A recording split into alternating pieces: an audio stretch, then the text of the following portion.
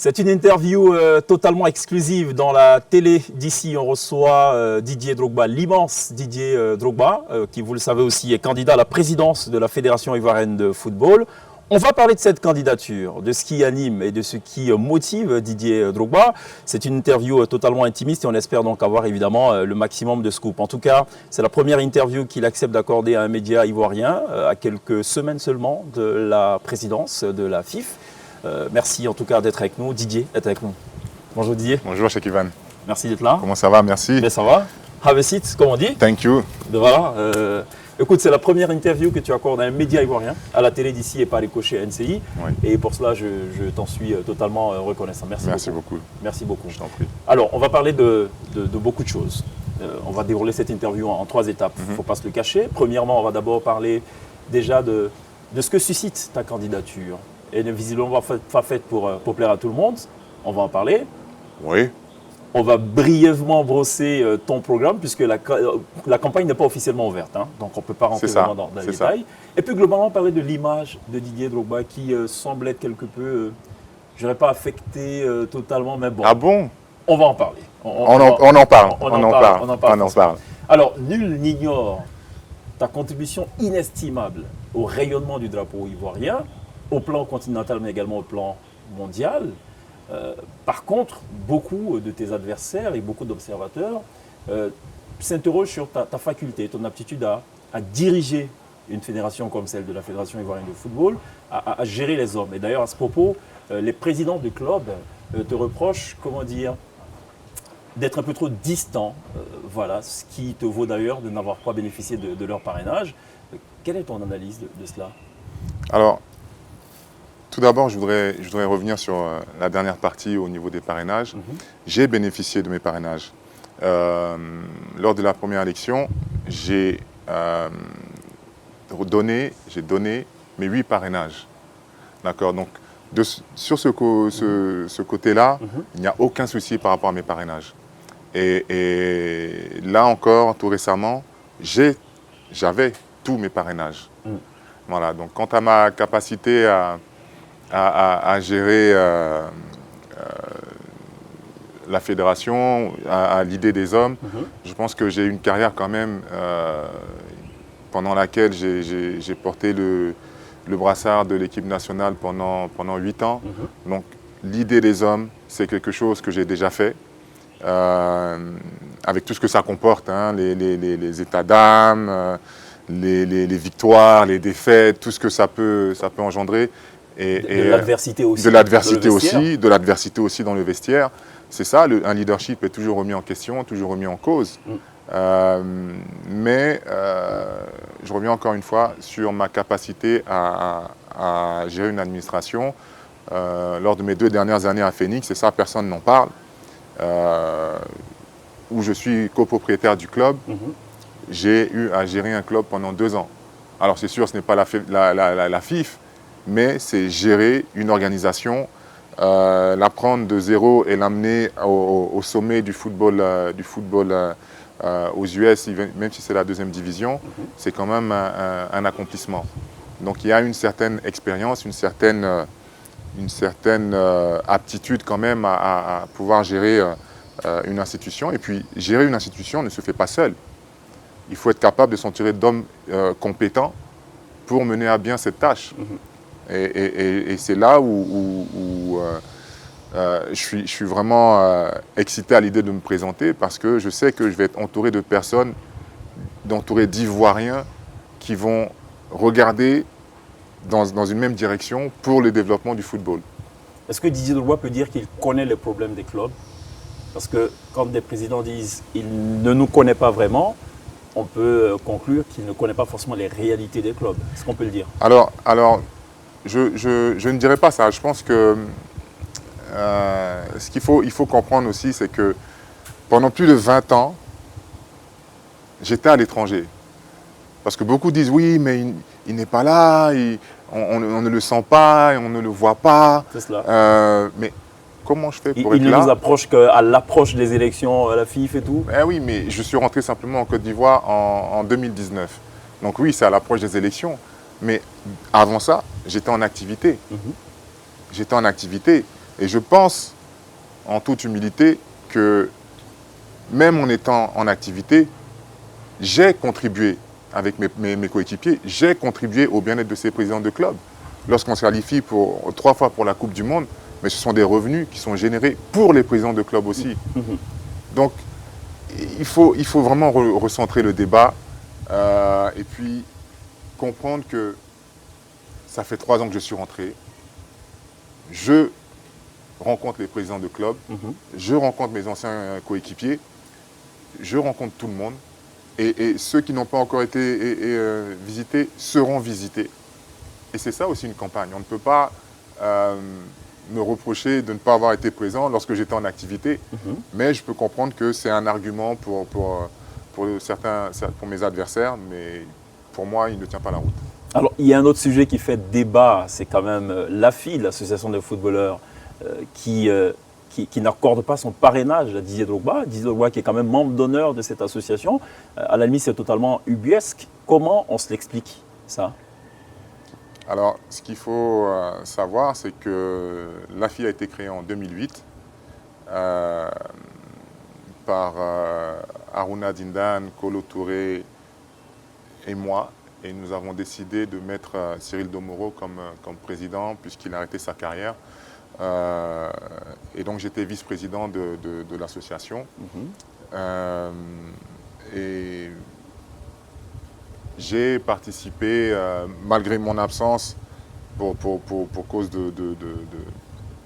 d'activité professionnelle, je participais quand même à certains board meetings. Donc ce n'est pas vrai ceux qui disent que tu n'as participé qu'à une seule réunion de l'AFI? Je suis venu à une seule réunion puisque j'étais en activité, mais les rapports me sont envoyés. D'accord. Je vois comment fonctionne l'AFI. Et pour revenir à cette mésentente, à ce choix de l'AFI qui a donné son parrainage à quelqu'un d'autre que moi, ce qu'il faut savoir, c'est que ce quelqu'un d'autre n'était pas candidat en 2019. Lorsque je rencontre les responsables de l'AFI en septembre 2019. Et est-ce que tu leur dis ouvertement à ce temps-là que je leur dis, ton intention? Je leur dis devant témoins que je suis candidat, que je vais me lancer, que je vais être candidat. Et que sans leur soutien, je ne peux pas y aller. Et l'un d'entre eux me répond, Didier, on ne peut pas ne pas t'accorder le parrainage. D'accord. Donc à partir de ce moment-là, pour moi, j'ai mon association derrière moi. Donc je pense que vous vous serez senti rassuré. Et vous aurez tourné votre regard vers d'autres acteurs. En considérant que c'est un acquis. En considérant que c'est un acquis. Mais donc, du coup, comment tu prends cela? Comme un coup de poignard, une trahison? Le fait de ne pas te parrainer? Je trouve ça dommage parce que pendant tant d'années, on a parlé quasiment le même langage. Et aujourd'hui, je me rends compte que pour une raison ou une autre, on décide de ne pas m'accompagner dans ce parrainage. C'est surtout, la parole, c'est quelque chose de très important. Lorsqu'on prononce des mots, on doit les respecter. Et lorsqu'en 2019, on me dit il n'y a pas de raison qu'on ne te donne pas le parrainage, et qu'ensuite, à partir d'avril 2020, le discours commence à changer, c'est qu'il y a quelque part, il y a un problème. Ils t'ont fait part ouvertement de ce problème ou pas? Oui, ils m'ont fait part ouvertement de ce problème. Ils m'ont dit qu'ils ont mené le combat du GX. Je leur ai expliqué qu'il n'y avait plus de GX depuis l'annonce du retrait de personne âme de Sidi Diallo en mars 2020. En mars 2020. Donc, s'il n'y a plus de GX, comment vous pouvez suivre le GX? Ou alors le GX avait un candidat caché? C'est une question que je vous pose. C'est une question qui reste en suspens. À laquelle il va falloir répondre. Absolument. Alors, on parle toujours de cette présidence, évidemment, puisque c'est l'actualité. La clause qui pose problème, c'est la fameuse clause du parrainage. Tu le rappelais tout à l'heure, tu as eu tes parrainages. La FIFA / la CAF exige des présidents de clubs de retourner à nager et de revenir sur l'exigence de 4 parrainages sans catégorisation. Quelle est ton analyse déjà de ça? Pourquoi on partirait de 8 et qu'on viendrait à 4? Est-ce que ça te gêne, toi, personnellement? Bah, ça ne m'a pas gêné lors de la première élection, puisque, comme je le dis, j'avais tous mes parrainages. Il y a eu un gros débat et c'est ce sujet-là qui a amené le blocage. On est encore dans ce blocage à cause de cet article 47. Donc, je pense qu'il faut le régler. C'est vrai que vous me direz, oui, mais avant, ça ne posait pas de problème, comme j'ai pu l'entendre sur plusieurs plateaux de télé. Avant, l'élection ne posait pas de problème, c'était 8 parrainages et c'était comme ça et tout le monde respectait. Et c'est ce qui a permis à Jacques Anoma, à Sidi Diallo d'avoir la candidature validée. Ouais. Mais les choses évoluent. Et aujourd'hui, c'est un problème parce que personne ne s'était retrouvé dans cette situation. À chaque fois, on n'a eu que 2 candidats, ou peut-être 3 candidats, mais personne ne s'est retrouvé dans cette situation. Et il a fallu qu'on se retrouve dans cette situation aujourd'hui pour que ça pose problème, qu'on se dise « Ah, attention, c'est un article qui peut poser problème aujourd'hui, mais dans les élections futures. » Tout simplement parce que lorsque je rentre en 2019, il y a des clubs qui ont déjà signé des documents pour parrainer un candidat. Le lobbying avait démarré depuis. Avait démarré depuis. Et sous forme de petite pression, je ne rentrerai pas dans les détails, mais on le sait tous. On le sait tous. Donc quand j'arrive, je m'appuie sur mes présidents, les personnes qui me font confiance, et je réussis à avoir mes 8 parrainages. Maintenant, il se trouve que dans les 8 parrainages, il y a des présidents de mon camp qui ont aussi donné leur parrainage à d'autres présidents. Le cas notamment de l'Africa, où il y avait quand même un bicéphalisme. Non, ce n'est pas simplement le cas de l'Africa. Mais il y a eu d'autres présidents qui ont aussi donné leur double parrainage à un autre candidat. Donc pourquoi ce serait moi le problème et pas l'autre candidat? Ils sont nombreux à penser que derrière cette agitation, ou du moins cette immixtion de la FIFA et de la CAF, se cache une volonté manifeste de vouloir imposer Didier Drogba comme futur président de la FIFA même. Oui. Même pas candidat simplement. Mais c'est trop facile comme raccourci. C'est trop facile comme raccourci. Si vraiment j'avais ce pouvoir-là, si j'avais vraiment ce pouvoir d'influence sur la FIFA, mais il y a longtemps qu'il n'y aurait plus d'élection. Moi, je viens en tant qu'Ivoirien. Je viens et je m'engage en tant qu'Ivoirien et pour le football ivoirien. La Côte d'Ivoire m'a tant donné sur le plan sportif. Vous savez, quand je viens jouer ici, quand je venais jouer ici, c'était une manière pour moi de prendre beaucoup d'énergie pour aller affronter mes difficultés en club. Parce que la concurrence est rude, plus que rude. Et quand vous venez jouer dans un stade de 24, 30 000 personnes qui sont là, qui scandent votre nom, ça donne beaucoup d'énergie. Et c'est ce soutien-là qui m'a permis d'avoir la carrière que j'ai eue. Mais mon engagement pour ce pays, je pense qu'aujourd'hui, il n'est plus à remettre en question. Je parle déjà de mon engagement pour la paix. Je ne suis pas quelqu'un qui aime ressasser ses engagements ou ses réussites. Mais on ne peut pas remettre en cause ma candidature. On ne peut pas remettre en cause ma légitimité et mon envie de me présenter à cette élection. J'ai contribué au développement de la Côte d'Ivoire. J'ai contribué avec mes coéquipiers à aller dans le sens de la paix en 2005-2006. J'ai pris mon ballon d'or pour aller au nord. La Côte d'Ivoire, qu'on disait divisée. J'ai pris mon ballon d'or. J'ai demandé au président de la République, Laurent Gbagbo, d'aller présenter ce trophée au nord. Pourquoi? La Côte d'Ivoire, ce n'est pas que le sud. La Côte d'Ivoire, c'est tout un pays. J'ai pris cet engagement d'aller là-bas et j'ai été reçu par les autorités. Et ça, pour moi, c'était symbolique, mais c'était fort parce que la Côte d'Ivoire c'est un pays. C'est pas la division, c'est vraiment l'union. On dit bien union, discipline, travail. C'est cela. C'est ce que j'ai fait. J'ai beaucoup d'autres exemples comme ça. Lorsque je vais jouer à la Coupe du Monde en 2010, et lors d'un match de préparation, je me casse le bras. J'en ai encore les séquelles. J'avais une broche. On s'en souvient. Une broche, les gens ont pensé que c'était une simple blessure puisque j'ai rejoué à peine 10 jours plus tard. Mais non, c'était grave ce que j'avais. On m'a mis une plaque en titane avec 8 broches. Donc quand vous avez 8 broches et une plaque comme ça dans le bras, et avant de faire cette opération, le chirurgien me dit, mais Monsieur Drogba, vous pouvez rejouer que dans 6 mois. Et je dis non, c'est pas possible, docteur, il y a un problème. C'était quoi? Il y avait un risque d'amputation en cas d'accident pendant le match. Il me dit, vous ne pouvez rejouer que dans 6 mois. Je dis non, j'ai la Coupe du Monde dans 10 jours. Bon, je peux essayer de mettre une plaque, mais c'est à vos risques et périls. J'y commence à me dire, si vous tombez sur ce bras, puisqu'on a mis 8 broches, votre os est fragilisé. Si vous tombez dessus, vous prenez un coup, votre os risque de se briser, et là, ça peut aller jusqu'à l'amputation. Mais 10 jours plus tard, j'étais sur un terrain de foot, j'étais en Afrique du Sud pour représenter mon pays. Je l'ai fait pour la Côte d'Ivoire. Donc, on parle de légitimité de ma candidature, elle est légitime. D'accord.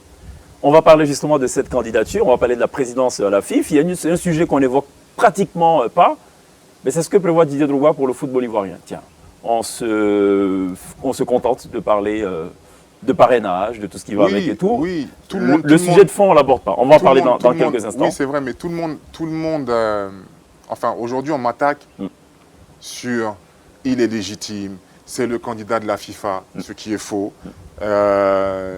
Il y a un dossier, il y a des articles qui sortent à droite, à gauche.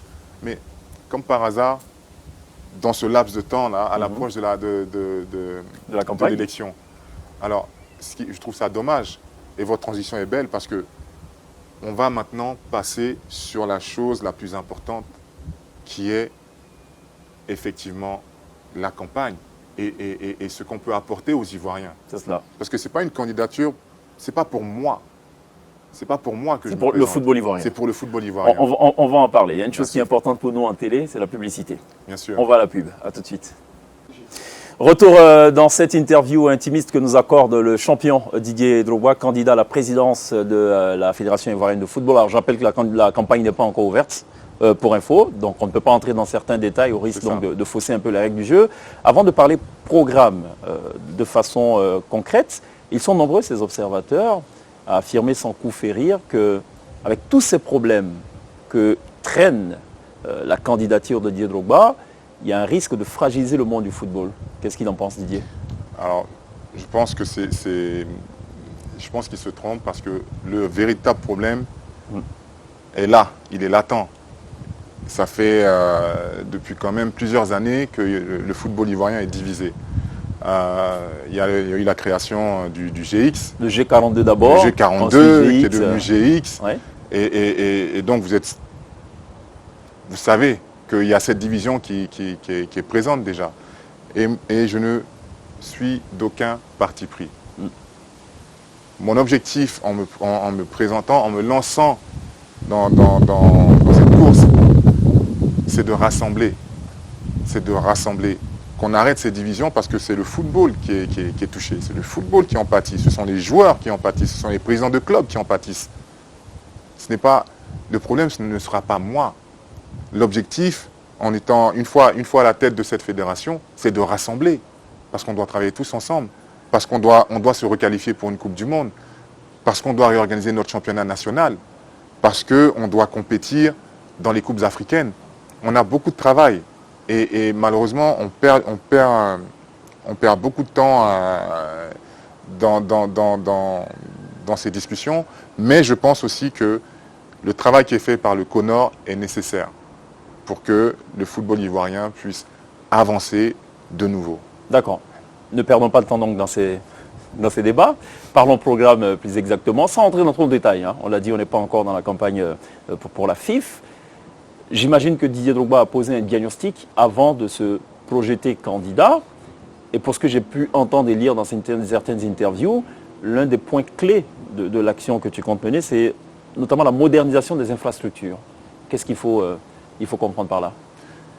Alors, mon objectif en me présentant, c'est de permettre aux Ivoiriens, que ce soit tous les acteurs du football ou même la population, d'avoir accès à des terrains en bonne et due forme pour pratiquer le football. C'est ce qui se fait au Brésil, c'est ce qui se fait en Allemagne, c'est ce qui se fait en France. Il y a des terrains de foot partout.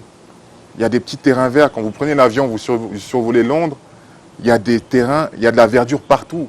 Et ça permet aux jeunes de jouer. Et c'est de là que sortent nos futurs champions. Nous, on est dans une phase où on a trop peu de terrain. On a un championnat de première division, vous imaginez un championnat majeur, d'élite, qui se joue quasiment sur un stade. Mais ce n'est pas normal. Il faut permettre à toute la Côte d'Ivoire de bénéficier des matchs pour créer cette économie sportive et de l'industrie du sport. Parce qu'il n'y a pas qu'Abidjan en Côte d'Ivoire. La Côte d'Ivoire, ce n'est pas qu'Abidjan.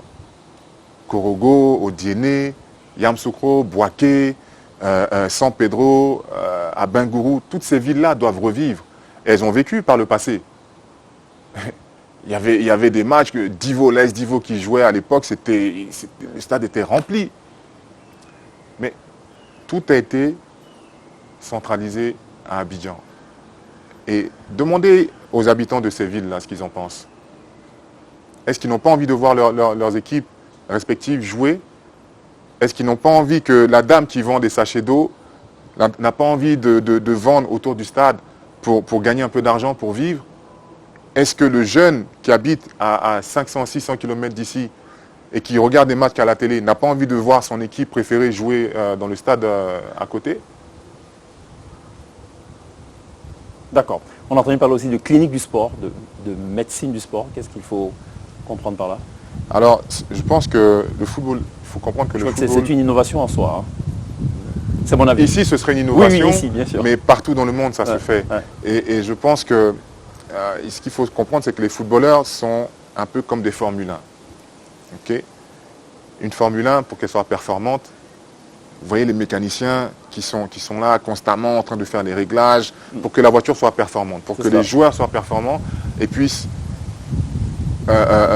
obtenir la pleine mesure de donner la pleine mesure de leur talent. C'est ce qu'on recherche. Et c'est lorsqu'ils vont donner la pleine mesure de ce talent que des clubs vont les repérer et qu'il va y avoir ensuite une interaction financière entre la demande et l'offre. Et c'est là que nos présidents et nos clubs gagneront de l'argent aussi. Mais pour ça, il faut accompagner nos Formule 1. Il faut accompagner nos joueurs. Et il faut des médecins spécialisés dans le sport. Il faut des médecins spécialisés dans le sport. Il faut des kinés dans chaque club, par exemple de première division ou peut-être même de deuxième division, des kinés du sport. Parce que c'est un sport spécifique et ça se fait partout. Ça se fait partout, donc il y a des cliniques qui sont prêtes à nous accompagner, à nous montrer le chemin pour moderniser cet aspect sportif, cet aspect médical. C'est très joli de parler de modernisation, c'est même très ambitieux, c'est louable. Félicitations à l'avance, il faut beaucoup d'argent. Où est-ce qu'on sort avec tout cet argent? Il faut beaucoup d'argent, mais vous-même, vous avez modernisé le monde de la télé en créant NCI. C'est cela. Voilà, et ce n'était pas qu'un mot, c'était une ambition. Absolument. C'est la même ambition que j'ai aujourd'hui pour le football. Et j'ai des partenaires qui vont nous accompagner justement pour la réalisation de ce projet grandiose. D'accord. Alors, parlons d'économie, restons dans l'argent ou dans les financements, on va dire, mais surtout revenus. J'ai cru entendre aussi que le volet sponsoring, c'est quand même un volet assez important dans les projets de Didier. C'est vrai?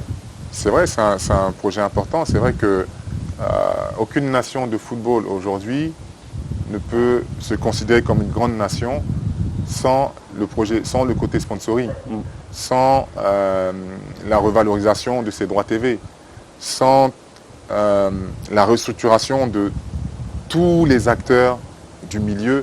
Parce que je peux être assis là à vous parler de ramener des sponsors, d'avoir une économie du sport, mais si les stades ne sont pas remplis, si les pelouses ne sont pas adaptées ou adéquates à la performance. Si les joueurs ne sont pas payés de manière régulière, si les présidents de clubs ne reçoivent pas leurs subventions de manière régulière, comment on atteint la performance? Que c'est la performance qui vous permet d'attirer les sponsors. Vous pensez qu'un annonceur va avoir envie de venir au stade lorsqu'on voit qu'il y a à peine 100 personnes ou 200 personnes dans un stade qui peut en contenir 5 000, 10 000? Je ne pense pas. Donc c'est tout ça qu'il faut redonner, toute cette envie qu'il faut redonner. Et je compte sur les Ivoiriens, je compte sur tout le monde, je compte sur les anciens joueurs, je compte sur mes frères qui aujourd'hui ne sont pas en accord avec ma candidature, mais ils ont une expérience à apporter et j'aurais besoin d'eux. C'est pour ça que tout ce débat autour de les anciens joueurs ne le suivent pas, c'est un faux débat. Au final, on va s'asseoir tous ensemble. Je vais aller les voir. Si je les ai offensés, je leur demande pardon. Je vais aller les voir. On va s'asseoir et on va parler football. Parce que c'est tout ce qu'on sait faire. D'accord. Le constat qu'on fait, ça c'est l'avis du journaliste que je suis, c'est qu'il y a quand même un manque criard, voire criant même de formation des différents acteurs, qu'il s'agisse des présidents de clubs, des formateurs, des arbitres, des joueurs. Est-ce que ça c'est quelque chose qui est envisagé dans ce vaste programme de modernisation du football? Oui, c'est effectivement un des piliers forts de mon engagement pour cette fédération. Je pense qu'on a eu une manière de voir et de penser le football pendant 15, 20 ans. Et je pense qu'aujourd'hui, il faut changer ça. Et c'est ce même changement. Vous savez, l'Allemagne a perdu en 2004, je crois, ils ont fait un mauvais Euro et une mauvaise Coupe du Monde par la suite. Et ils se sont recentrés sur eux-mêmes. Ils se sont dit, bon, ok, il faut qu'on comprenne pourquoi. Et il faut que maintenant qu'on passe à la vitesse supérieure. Il faut qu'on change de cap, un changement de cap. Et c'est ce qu'ils ont fait. Et 10 ans plus tard, ils étaient champions du monde au Brésil. Et c'est le championnat aujourd'hui. Alors ils ont refait leur stade. C'est un des championnats avec les plus grosses affluences, de manière régulière. C'est le championnat où aujourd'hui on compte les meilleurs joueurs du monde sont dans ce championnat-là. Donc c'est le même travail qu'a fait l'Espagne, même s'ils avaient une génération, mais ils ne gagnaient pas. Et il a fallu revoir un peu leur système de formation pour avoir cette génération dorée qui a été championne du monde en 2010. Et c'est exactement ce qu'a fait la France lorsqu'après 1998 et 2000, il y a eu ce creux. 2002, cette finale en 2006, mais ensuite ça a été une traversée du désert pour la France, qui a revu son système de formation, qui a changé son approche. Et le résultat est juste là. 2018, sont champions du monde. Donc c'est ce qu'on doit faire pour aller étape par étape, permettre à notre football d'être compétitif au niveau déjà national, mais ensuite au niveau continental, pouvoir être présent et influent et déterminant sur la scène continentale. Parce que la Côte d'Ivoire a du mal à exister sur le plan continental dans un premier temps. Donc on veut rêver de Coupe du Monde, mais d'abord il faut exister sur le plan continental. D'accord. On ne va pas trahir leur secret. Vos deux candidats probables, ce sont Sori Diabaté et Idriss Diallo. Je vais poser des questions un peu directes. J'attends des réponses tout aussi directes. Oui. C'est quoi leurs atouts et c'est quoi leurs faiblesses, d'après Didier? Alors, on va commencer par Sori. Alors, je ne vais pas rentrer dans ce... Je ne vais pas répondre comme ça. Je vais tout simplement dire que... Il faut répondre parce qu'il y a une question piège qui arrive pas derrière. Mais les pièges, vraiment, on essaie de les éviter. Donc, j'essaye d'éviter les pièges. Je pense que... Non, de manière plus sérieuse, je pense que tant Idriss Diallo que Sori Diabaté ont aussi des choses à apporter au football ivoirien. Ce sont mes grands frères. Idriss Diallo a géré la fédération à l'époque avec Jacques Anouma. C'est cela. Pendant, je crois, 8 ans, si je me trompe. Donc il a apporté aussi à la Côte d'Ivoire. Sori Diabaté, et depuis pas mal d'années, depuis 2002, en tout cas, moi, j'ai intégré l'équipe nationale en 2002. Depuis 2002, il est sur la scène du football ivoirien. Donc c'est quelqu'un qui connaît aussi le football ivoirien. Et ces deux personnes sont mes grands frères. Ces deux personnes sont mes grands frères. Donc à aucun moment, vous m'avez vu les attaquer. À aucun moment, vous ne me verrez les attaquer. Et tout ce que je demande, c'est qu'on travaille pour le football ivoirien. Ce n'est pas pour Idriss Diallo, ni Sori Diabaté, ni Didier Drogba, pour le football ivoirien. Il faut recentrer le débat. Parce que là, on va aller dans des « oui, mais qu'est-ce que tu penses d'un tel, qu'est-ce que tu penses d'un tel ?» Mais qu'est-ce qu'on pense du football ivoirien?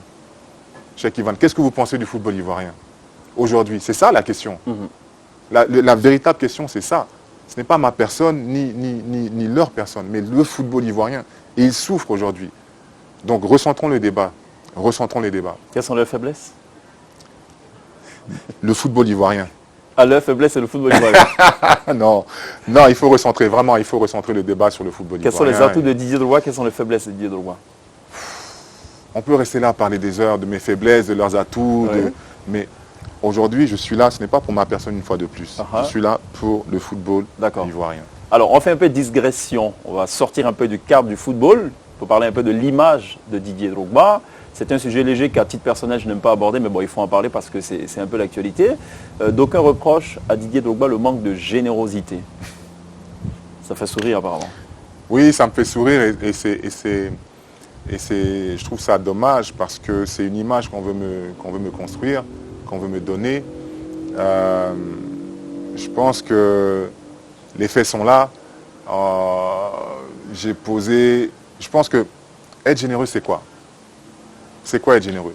C'est se balader dans toutes les rues d'Abidjan et puis jeter de l'argent, faire le travaillement. Faire le travaillement.